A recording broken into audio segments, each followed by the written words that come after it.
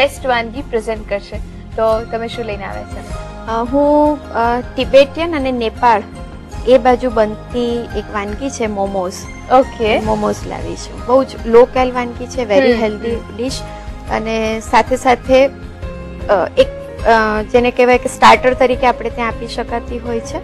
અને અત્યારે બહુ જ પ્રચલિત થઈ રહી છે. કેટલી વારમાં રેડી થઈ જશે? એનું સ્ટફિંગ જે બનાવવાનું છે એને બનતા લગભગ 5 થી 7 મિનિટ થશે, પણ એને સ્ટીમ કરવાનું હોય છે. સ્ટીમિંગમાં લગભગ 15 થી 20 મિનિટ થતી હોય છે. ઇન્ગ્રેડિયન્ટ્સ કયા કયા લીધા છે? ઇન્ગ્રેડિયન્ટ્સમાં આપણે એને થોડું ઇન્ડિયનાઇઝ કરેલું છે, એટલે બધા વેજીટેબલ્સ લીધા છે, કોબીજ, કેરેટ, કેપ્સિકમ જેવા.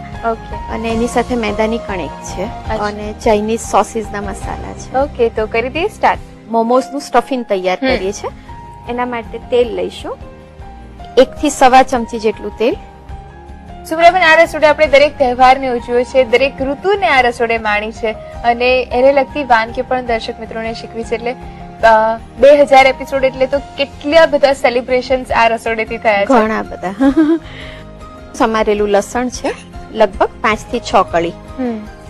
આદુ લગભગ 1 થી 1.5 ઇંચનો ટુકડો, એને છીણી કાઢેલું છે. સૂકી ડુંગળી છે 1 ઝીણી સમારેલી, એ લઈશું.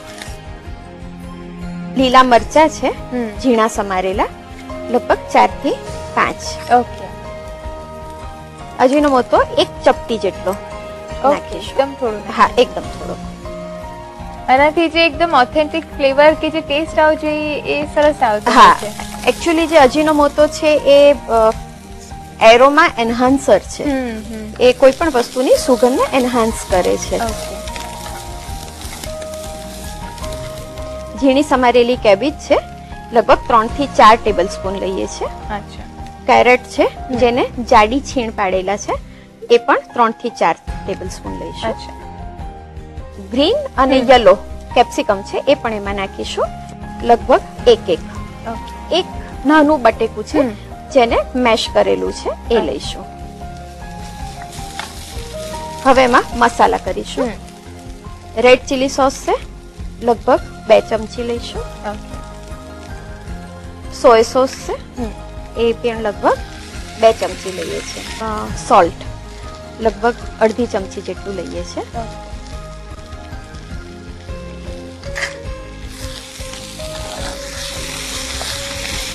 એમાં મીઠું નાખ્યા પછી થોડુંક પાણી છૂટશે, એ બાળીને કોરું કરી દેવાનું છે, ડ્રાય કરી દેવાનું છે.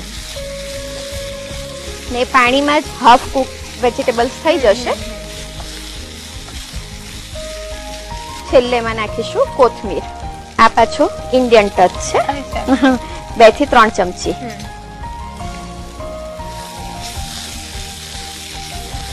અને લીલી ડુંગળી છે જેના પાન સાથે સમારેલી છે, એ પણ છેલ્લે નાખીશું, લગભગ 2 થી 3 ડુંગળી. સ્ટફિંગ તૈયાર થઈ ગયું છે, એને સહેજ ઠંડુ કરીશું. હવે મોમોઝ ભરી લઈશું. ઓકે.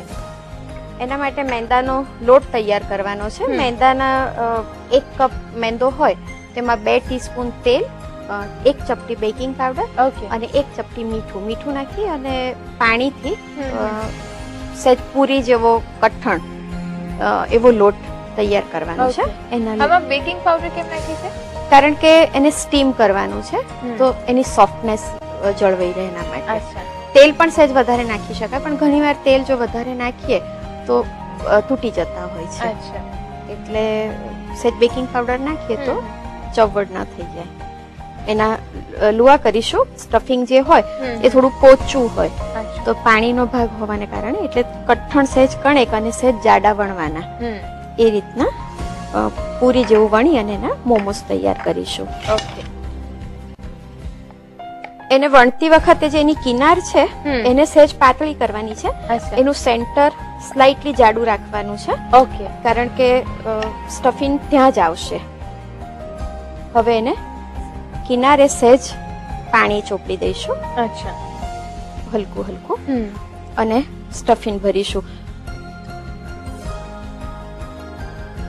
આ રીતે ભરી અને સેન્ટરના 2 છેડા પહેલા દબાવી અને પછી બધું જ ચોંટાડી દઈશું. ઓકે, આમાં જે પાણીવાળો હાથ કરવો જ પડશે? ચોંટાડવા પૂરતો, બહારની તરફ જરૂર નથી. અને ત્યારબાદ તેને આ રીતે વચ્ચેથી 2 છેડા ભેગા કરી દેવાના છે. ઓકે, આ રીતે શેપ આપી. હા. આ એક જ શેપમાં મોમોઝ તૈયાર થાય છે? ના, મોમોઝના એમાં પણ એક એનો પ્રોટોકોલ છે કે કઈ વસ્તુનું સ્ટફિંગ ભરીને તમે મોમોઝ તૈયાર કરો છો. ઓકે. તો એ સ્ટફિંગ થી, હા, સ્ટફિંગ ટુ સ્ટફિંગ એ વેરી કરે છે. અચ્છા, જુદા પડે છે. ઓકે. બધા જ મોમોઝ ભરાઈ ગયા છે. હવે એને સ્ટીમ કરવા મૂકી દઈશું. ઓકે.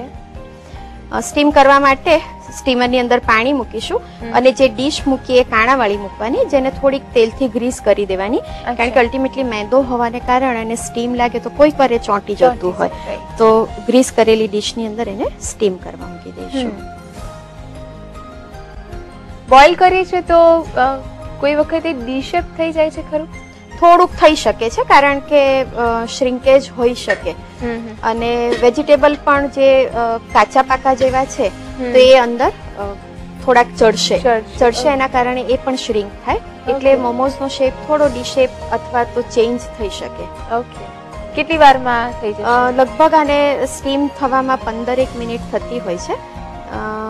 જ્યારે સ્ટીમ થાય ત્યારે જે મેંદાનો વ્હાઈટ કલર છે એ થોડો ડલ થઈ જતો હોય, ત્યારે સમજવાનું હોય કે સ્ટીમ